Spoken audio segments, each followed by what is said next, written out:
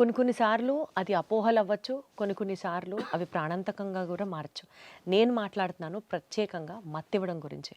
ఇది వినడానికి చాలా సింపుల్ సబ్జెక్టే అవ్వచ్చు. అంటే ఆపరేషన్ చేసే ముందు మత్తిస్తారు అన్నది మనం అర్థం చేసుకోవచ్చు. కానీ అపోహ అని ఎందుకు వాడానంటే ఆ పదం చాలాసార్లు మనం వింటూ ఉంటాం. ప్రెగ్నెన్సీ డెలివరీ అప్పుడు మత్తివ్వడం వల్ల నడునొప్పి వచ్చింది అని అనుకుంటాం. ఆ మత్తుకి నడునొప్పికి సంబంధం లేదని డాక్టర్లు మొత్తుకుంటున్నా సరే మనకు అది బాగా ఫిక్స్ అయిపోయిన పాయింట్. కొన్ని సార్లు ఆపరేషన్లు మత్తు సరిగ్గా ఇవ్వకపోవడం వల్ల, ఎక్కువ ఇవ్వడం వల్ల అవి చాలా క్రిటికల్ అయిన సిచ్యువేషన్స్ని కూడా మనం వింటూ ఉంటాం. అంటే ఓవరాల్గా సమరైజ్ చేసి మాట్లాడితే మత్తివ్వడం అనేది ఆపరేషన్ ప్రోటోకాల్లో మోస్ట్ ఇంపార్టెంట్. అండ్ అది కరెక్ట్గా ఒక డాక్టర్ ఎంత మోతాదులో మత్తు ఇవ్వాలి, దాని ప్రోటోకాల్ ఏంటి అనేది తెలిసి ఉండాలి. దాని మీద టోటల్ సర్జరీ అంతా ఆధారపడి ఉంటుంది.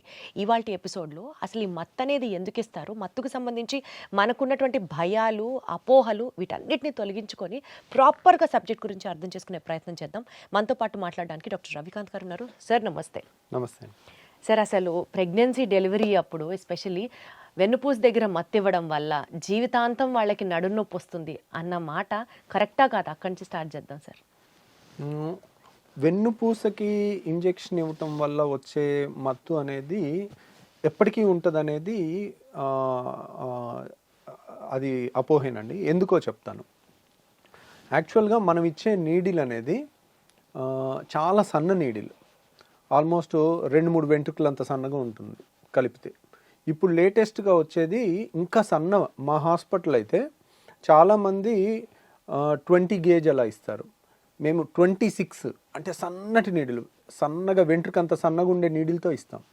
కాబట్టి అంత సన్న నీడిలు ఇప్పుడు మామూలు సెలైన్ పెడతాం మేము, అదే 18 ఫ్రెంచ్ స్కేల్ అంటే చాలా లావు అనమాట. 18-20 ఫ్రెంచ్. నేను చెప్తుంది నడుముకి ఇచ్చేది మన హాస్పిటల్లో 26 ఇస్తాం. చాలామంది 24-22 కూడా ఇస్తారు. సో 24-22 ఈజీ ఇవ్వటం, 26 సన్న నీడిల్ కదా, కొంచెం డిఫికల్ట్, కరెక్ట్ ప్లేస్లో వెళ్ళటం కొంచెం కష్టం అవుతుంది. అంత సన్న నీడిల్స్తో ఇచ్చినా, ఈవెన్ 22-24తో ఇచ్చినా ఏమవుదు. ఒక ప్రిక్ ఇస్తాము, ఒక సూత్తో ఒకసారి గుచ్చి తీసేసినందువల్ల ఏం అయిపోదు. కాబట్టి అది అపోహేనండి. దానివల్ల పర్మనెంట్ నడునొప్పి రావటం అనేది అసలు అది ఫ్యాక్ట్ కాదు. బట్ ఈ అనస్థీషియా చుట్టూరా చాలా భయాలు ఉన్నాయి కదండి. ఒకవేళ ఎక్కువ ఇచ్చినా ప్రమాదమే, తక్కువ ఇచ్చినా పేషెంట్కి డిస్కంఫర్ట్ ఉంటుంది. How do we have to see this అండి? How important is the role of anaesthesia during the surgery? So anaesthesia అనేది చాలా ఇంపార్టెంట్ అండి. ఒక సర్జన్ కింద నేను ఎప్పుడు సర్జరీ గురించి నేను భయపడను. ఎందుకంటే ఐఎమ్ ఏ సర్జన్. ఒకవేళ సడన్గా బ్లీడ్ అయినా నేను కంట్రోల్ చేయగలుగుతాను అన్న కాన్ఫిడెన్స్ నాకు ఉంటుంది. సో నేను ఎప్పుడు భయపడేది అనస్థీషియా గురించి. అనస్థీషియా గురించి ఎంత డెప్త్లో చదివానంటే నేను, ఎందుకంటే ఒక ప్రైవేట్ హాస్పిటల్లో నేను ప్రాక్టీస్ స్టార్ట్ చేసినప్పుడు 250 kg పేషెంట్కి నేను ఆపరేషన్ చేస్తున్నాను. అది పేపర్లో వచ్చింది. ఒక సీనియర్ ఎనస్థెటిస్ట్ ఫోన్ చేశారు. ఆయన పేరు గోపీచంద్ గారు. సో ఆయన ఫోన్ చేసి, ఆంధ్ర హాస్పిటల్లో ఉండేవాళ్ళు ఆయన చెప్పారు, ఏంటి రవి, ఇంత హై రిస్క్ కేసు చేస్తే ఏదన్నా అయితే అనవసరమైన బ్యాడ్ నేమ్ వస్తుంది కదా, ఎందుకు అట్లాంటివన్నీ చేస్తున్నావు, రిస్కీ థింగ్స్. సో ఇది సర్జరీ నువ్వు బాగా చేసినప్పటికీ కూడా అన్నీ బాగుండాలి కదా, ప్లస్ అంత పెద్ద 250 kg పేషెంట్కి మత్తిచ్చి ఆపరేషన్ చేసి మళ్ళీ వెనక్కి తీసుకురావటం అనేది it's not a joke. So you are going beyond certain things, జాగ్రత్తగా ఉండు అని చెప్పారు. ఫోన్ చేసి చెప్పారు. అంటే ఆయన ఫోన్ చేసినప్పుడు నాకు చాలా మంచి అనిపించింది. ఎందుకంటే వీడు బాగుండాలి, వీడు యంగ్స్టరు, ఉడుకు రక్తం, మేమన్నీ 60-70 ఏళ్ళు దాటి అన్నీ చూస్తున్నాము ఒడిదుడుకులు. ఒక రిస్కీ కేసు చేయకపోయినా పర్లేదు, లాంగ్ రన్లో నీకు గనుక అదే రోజు ఆ పేషెంట్కి ఏదైనా అయిందనుకోండి, నేను అన్ని మీడియా ఛానల్లో వస్తాను. ఇప్పుడు గుడ్ రాదు కానీ బ్యాడ్ వస్తుంది. బేరియాట్రిక్ సర్జరీలో కొత్తగా వచ్చిన సర్జరీలో ఏదైనా కానీ హైలైట్ అవుతుంది. ఇప్పుడు ఎవరన్నా అపెండిక్స్ బాగా వచ్చి పగిలిపోయి చీంబట్టి చావుబతుకులు వచ్చినప్పుడు ఆపరేషన్ చేసినప్పుడు పేషెంట్ చనిపోయినా అది న్యూస్ అవ్వదు. నడుచుకుంటూ వచ్చాడు, లావు, అది పెద్ద జబ్బే కాదు, అలా వదిలేసినా అయిపోతుంది. అలాంటి వాళ్ళకి ఆపరేషన్ అప్పుడు ఏదన్నా అయిందనుకోండి, ఎక్కువ ఆపరేషన్ కన్నా కూడా మత్తులోనే రిస్క్ ఎక్కువ ఉంటుంది. సో ఇంకా చెప్పాను నేను యాక్చువల్గా స్టార్టింగ్ సర్జరీస్లో అన్నిట్లో కూడా మత్తిచ్చే ప్రోటోకాల్ కాడ నుంచి అన్నీ డీటెయిల్డ్గా చదువుకుని, నేను ఎనస్థెటిస్ట్, వాళ్ళు కూడా ఫస్ట్ టైం ఇస్తా ఉన్నారు, అన్ని డీటెయిల్గా నేను బెల్జియంలో ట్రైన్ అయిన దగ్గర ఎనస్థెటిస్ట్తో మాట్లాడించి ఏ ప్రోటోకాల్ ఇవ్వాలి, ఏ మందు ఇవ్వాలి, ఎంత డోసెస్ ఇవ్వాలి, ఎలా చూసుకోవాలి అని సర్జరీ తర్వాత కూడా నేను అక్కడే పడుకుని ఉండేవాడిని. ఎందుకంటే ఆ రిస్కీ పేషెంట్స్కి ఆ ఒక్క రోజు మనం దగ్గర ఉంటే మన టైంకి ఏదైనా చేయాల్సినవి చేస్తే ఇంకా తర్వాత ఇప్పుడు అలా వేల సర్జరీలు చేసేసరికి ప్రోటోకాల్ స్ట్రీమ్లైన్ అయిపోయింది. ఇలా వస్తే ఇలాగే చేయాలి. ఈ ప్రోటోకాల్ ఎప్పుడైతే స్టాండర్డైజ్ ఆఫ్ ప్రోటోకాల్ అయిందో 1000 సర్జరీలు అయిన తర్వాత ప్రోటోకాల్ స్ట్రీమ్లైన్. ఇప్పుడు మా డ్యూటీ డాక్టర్ ఉన్నా ఆ ప్రోటోకాలే ఫాలో అవుతారు, నర్స్ ఉన్నా అదే ప్రోటోకాల్ ఫాలో అవుతారు, అది స్టాండర్డైజ్ అయిపోయింది. రీసెంట్గా మా ఫ్రెండ్కి జరిగిన ఒక ఇన్సిడెంట్ నేను చెప్తాను. మా friend he's a surgeon. So తనకి హెర్నియా సర్జరీ చేయాలి.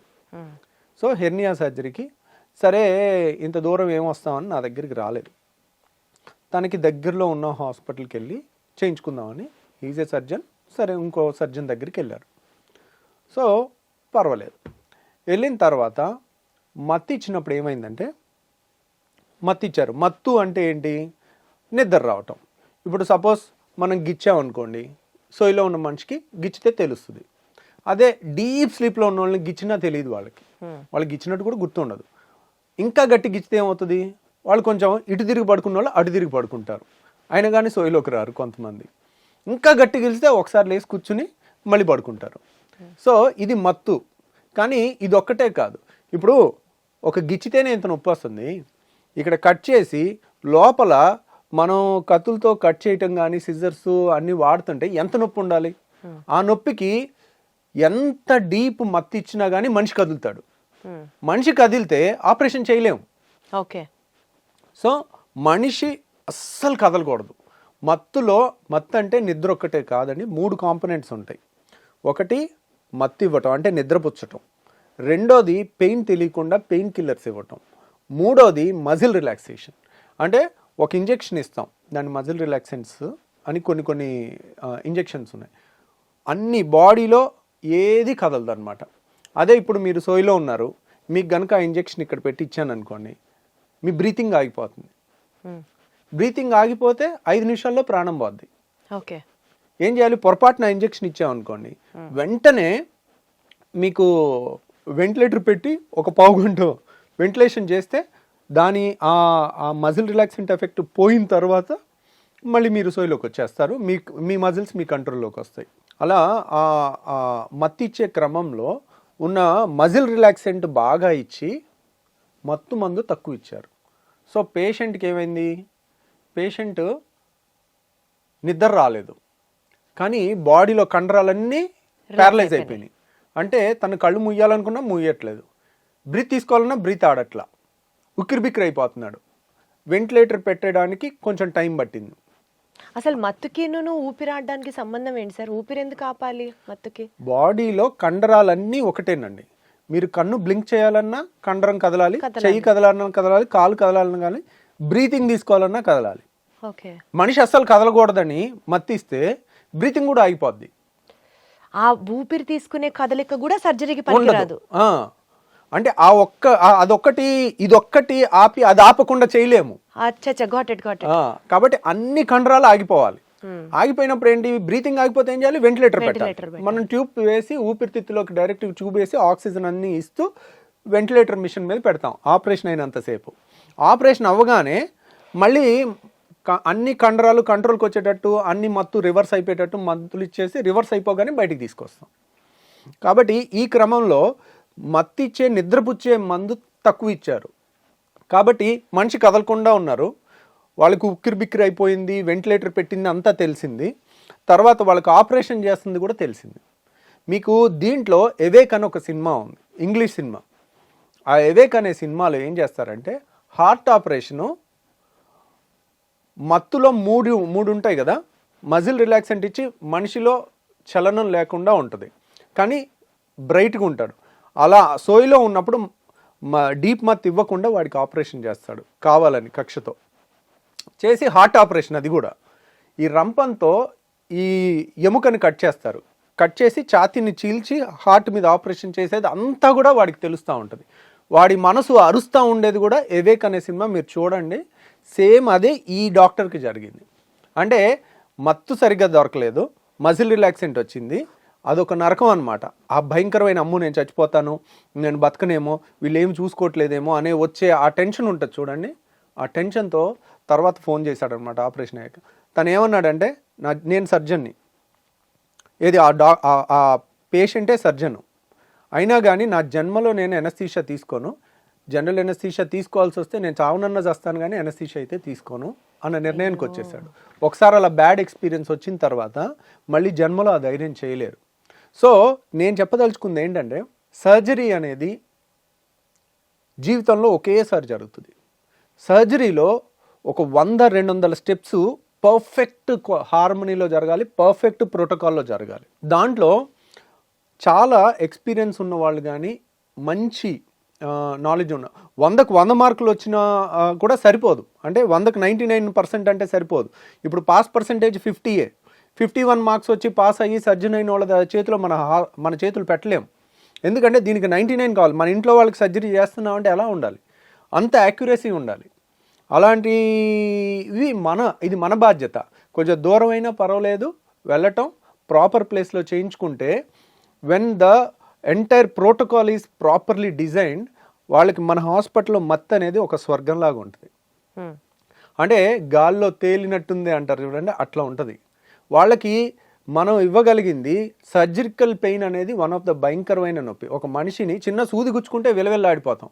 అలాంటిది ఒక ఆపరేషన్ చేస్తున్నారు, కోస్తున్నారు అంటే వాళ్ళకి మనం పొట్టంతా కోసినా కానీ వాళ్ళకి అసలు ఎంత నొప్పి తెలియకుండా చేస్తాము. ఆపరేషన్ తర్వాత కూడా అంత నొప్పి తెలియకుండా చేయొచ్చు. సో మన హాస్పిటల్లో మత్తు అంత స్ట్రాంగ్గా ఉంటుంది. సో సరే, ఇక అయిపోయింది, ఏదో అయిపోయింది. కాకపోతే ఇది చాలామందికి తెలియదు. ఇలా నేను ఎంబీబీఎస్లో అయిపోయినప్పటి నుంచి ట్రైనింగ్లో ఉన్నప్పుడల్లా 3 నెలలకో 6 నెలలకో ఒకటి ఇలాంటి స్టోరీ వినేవాడిని. ఆపరేషన్ అయిపోయిన తర్వాత, డాక్టర్ గారు మీరు మాట్లాడుకుంది మాకు వినపడిందండి. ఒక పేషెంట్ ఇలాగేనండి, ఒక పేషెంట్ లావుగా ఉన్న పేషెంట్కి ఆపరేషన్ చేస్తున్నాడు సర్జన్ ఆపరేషన్ చేస్తున్నప్పుడు, అమెరికాలో జరిగింది ఇది, జరిగి ఆపరేషన్ చేస్తున్నప్పుడు కొంచెం లావు ఉండటం వల్ల, ఫ్యాట్గా ఉండటం వల్ల ఆపరేషన్ కష్టం అవుతుంది. బరువు ఉన్న వాళ్ళకి ఆపరేషన్ కష్టంగా ఉంటుంది. అయితే ఆ సర్జన్, ఇంగ్లీష్ సర్జన్ చేస్తూ ఇది ఇంత కష్టంగా ఉంది, చాలా స్ట్రగుల్ అవుతూ ఉన్నారు, అంత ఫ్యాట్ అడ్డొస్తూ ఉందని చెప్పి తను నోరు జారి ఫ్యాట్ అని ఒక అనకూడని వర్డ్ అన్నాడు. అనేసరికి ఆ టైంలో పేషెంట్కి ఇప్పుడు జరిగినదే జరిగింది. మజిల్ రిలాక్సెంట్ ఇచ్చున్నారు, పేషెంట్ కాన్షియస్ ఉన్నారు. డాక్టరు సర్జన్ మాట్లాడుకుంది పేషెంట్కి వినపడి ఆపరేషన్ అయిపోయాక బయటకు వచ్చిన తర్వాత కేసేసింది. సో ఎందుకంటే నన్ను ఇలా దూషించాడు, నాకు గుర్తుంది, ఖచ్చితంగా ఇది జరిగింది అంటే అప్పుడు ఒక కమిటీ లాగా వేసి ఇలా జరిగే అవకాశం ఉందని నిర్ధారించి వాళ్ళకి లైసెన్స్ క్యాన్సిల్ చేయటము, కాంపెన్సేషన్ చేయటం జరిగింది. So these are all awake cinema అని కానీ, లేకపోతే ఇలాంటి ఇన్సిడెంట్ కానీ, అంటే మనం ఏదో సర్జరీ అంటే ఏదో వెళ్ళారు 5 నిమిషాల్లో చేసేసారు వచ్చారు అనేది కాదు. దాని ప్రోటోకాల్స్ ఎంత స్ట్రాంగ్గా డిజైన్ చేశారు, ఎంత ఇంటెలిజెన్స్ డిజైన్ చేశారు.